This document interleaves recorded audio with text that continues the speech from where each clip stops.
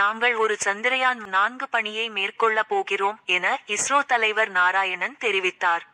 தில்லியில் நடந்த தேசிய விண்வெளி தின விழாவில் நாராயணன் பேசியதாவது, நாங்கள் ஒரு சந்திரயான் 4 பணியை மேற்கொள்ள போகிறோம்.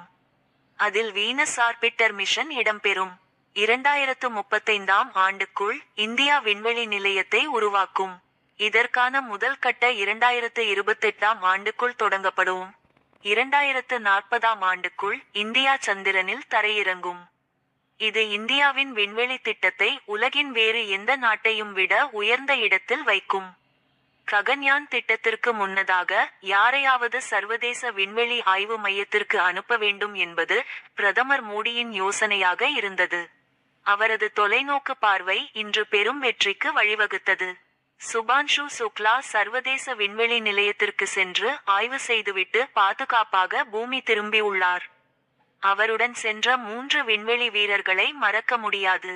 2040ஆம் ஆண்டுக்குள் உலகின் அனைத்து முக்கிய விண்வெளி திட்டங்களுக்கும் இணையாக இந்தியா இருக்கும்.